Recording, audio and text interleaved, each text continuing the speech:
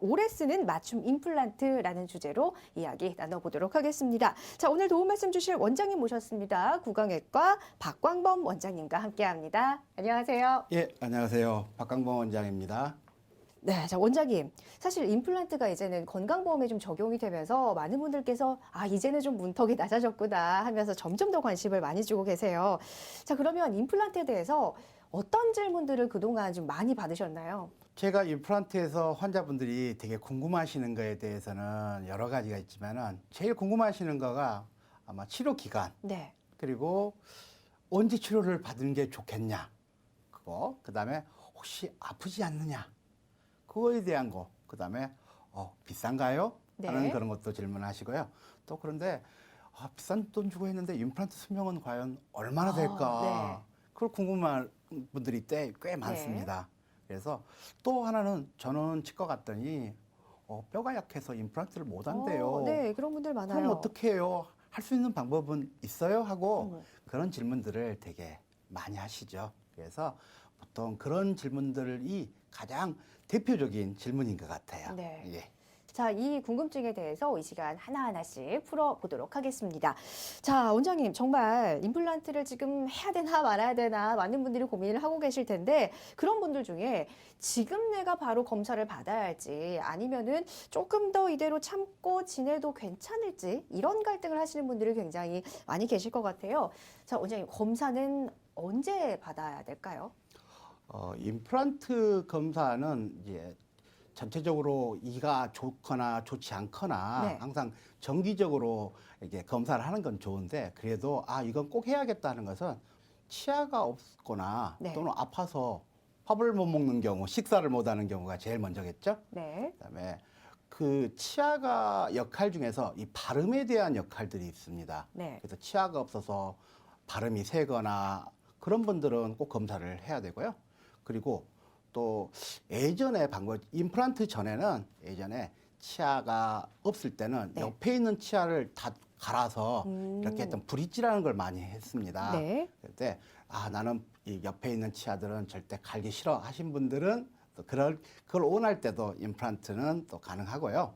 그다음에 혹시 할머니들 틀니 쓰신 분들은 되게 그냥 틀니에도 잘 드시네 하지만 네. 실질적으로는 틀니가 되게 이물감이 좀 심합니다. 네. 그리고 음식도 되게 씹기가 힘듭니다. 특히나 단단한 걸 먹기는 정말 힘들거든요. 네. 그럴 때도 꼭 검사를 해보시고요. 그다음에 또 틀니로 인해서 입이 모양들이 좀 부자연스러울 때가 있습니다. 네. 쭈글쭈글해 보이고, 예. 그럴 경우에도 다시 검사를 하실 필요가 있습니다. 그리고 혹시 선천적으로 치아가 정말 없는 그런 아이들도 있습니다. 네. 치아가 하나나 두 개만 가지고 태어나는 그런 아이들도 있고요. 또 본인이 그 선천적으로 치아가 없는 사람들은 계속 성인이 돼도 그렇게 지내니까 그럴 경우에는 꼭 검사를 해 주시면 좋겠습니다. 네.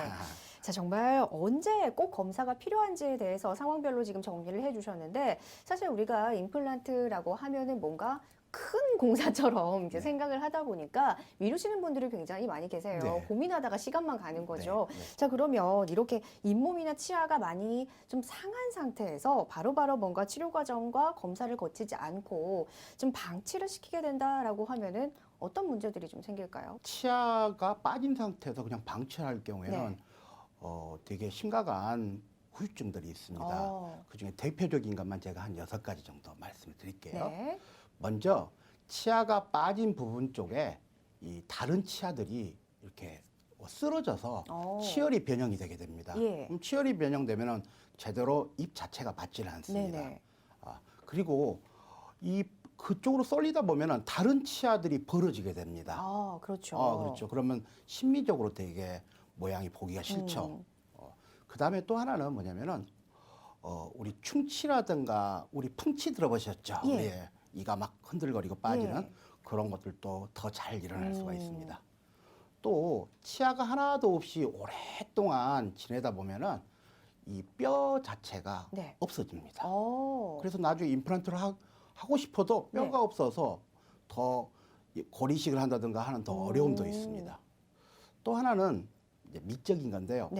나이가 한 10살에서 20살은 더 늙어 보입니다. 왜냐면은 주름이 계속 생기기 예. 때문에 아. 그래서 그런 심미적인 그런 모양도 있고요. 그리고 또 하나 우리 치아는 먹는 기능이 되게 많거든요. 네. 근데 제대로 먹을 수가 없으니 네네. 당연히 소화 기능도 떨어지고 소화불량이 음. 생기고 그러다 영양도 나빠지고 하는 그런 정도의 아주 심각한 네. 것들을 전신적으로도 이게 음.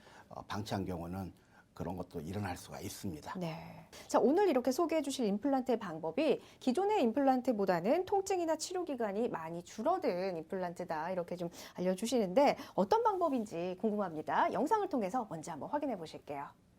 기존의 방법들은 일반적으로 의사가 그 수술 당시에 그걸 재현을 하게 되는데요.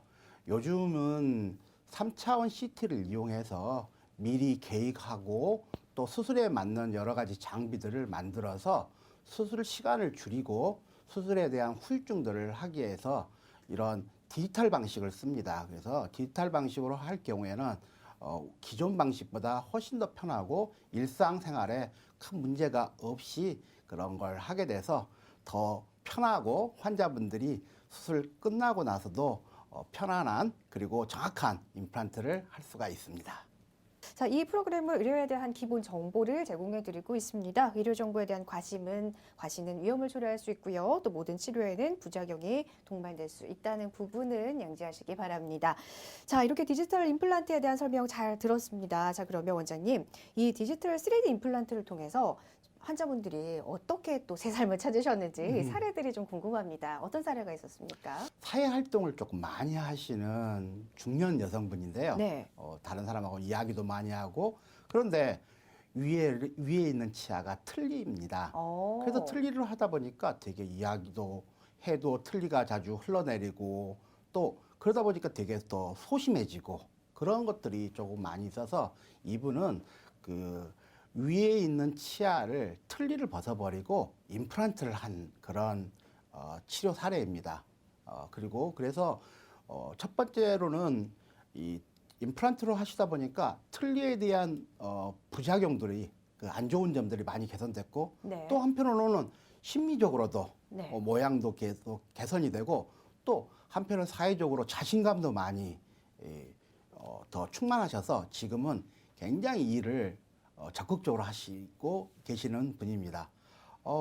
보면은 위에 있는 지금까지 틀니는 굉장히 불편하거든요. 네. 그런데 위에 치아들을 전부 임플란트로 하셨으면서 그런 자기의 사회적 활동들을 더 열심히 하는 그런 치아의 건강뿐만 아니라 사회적 건강도 된 치료 사례입니다.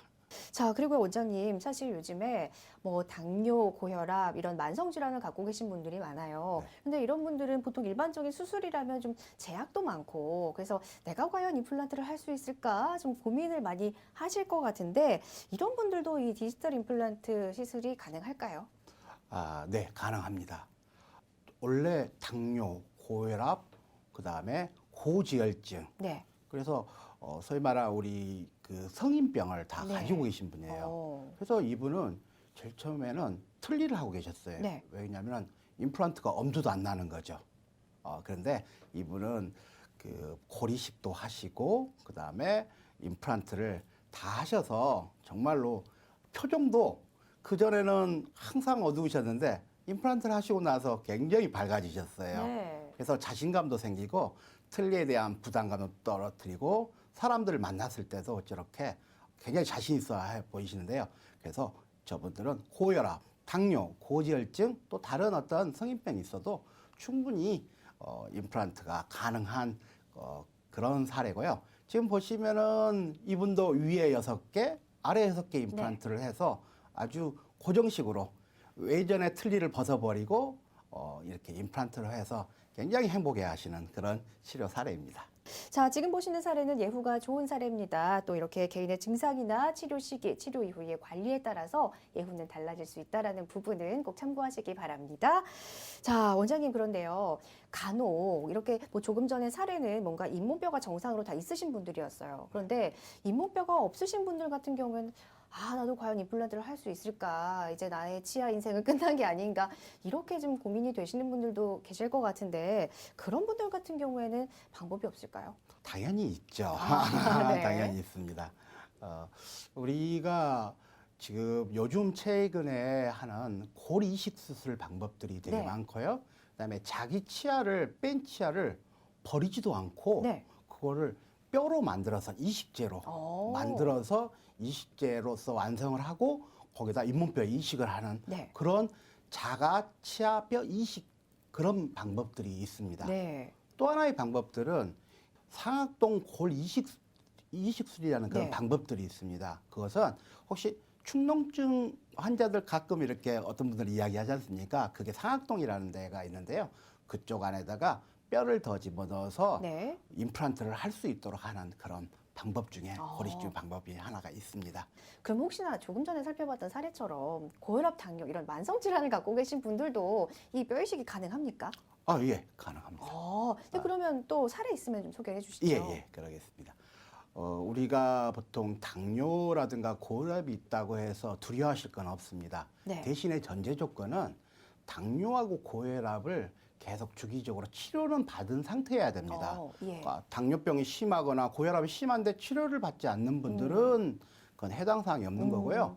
반드시 현재 약을 먹고 있거나 잘 조절이 되는 분들은 예. 다 똑같습니다. 그래서 이분은 80세가 좀 넘으신 분인데요. 원래 이분도 당뇨나 고혈압을 다 갖고 계셔요. 네. 그런데 내과에서 당뇨하고 고혈압 같은 걸 다 지금 치료를 잘 조절하고 계시고요. 네. 그 상태에서 골 이식을 통해서 임플란트를 해 넣어 주시고요. 되게 지금 보면은 안모도 지금 보시면 웃으시면은 안모가 되게 네. 밝아지셨죠. 네네. 그래서 안모도 밝아지고 그다음에 식사를 잘 하시기 때문에 훨씬 더 혈색도 좋아지시고요. 네. 또 우리가 치과에서 꼭 치아만 해서는 게 아니라 거기에 맞는 기쁨들이 되게 많습니다. 그래서 이분도 마찬가지로 먼 데서 오신 분인데도 이렇게 잘 적극적으로 치료를 받으시니까 네. 되게 좋고 이분 같은 경우는 원래 아래가 임플란트를 2개를 원래 하셨던 분이에요. 아, 틀니로. 네. 위에는 아예 틀렸고 그래서 예. 자기는 고혈압하고 당뇨 있으니까 저는 못하겠다 했는데 네. 지금 보시면은 위에 8개 그다음에 아래를 더 추가적으로 네. 양쪽에 3개씩 해서 8개 해서 임플란트를 하셔서 네. 지금 아주 행복해 하십니다. 자, 이렇게 지금 보신 사례는 예후가 좋은 사례입니다. 개인의 증상이나 치료 시기, 치료 이후에 또 관리에 따라서 예후는 달라질 수 있다라는 부분을 참고하시기 바랍니다.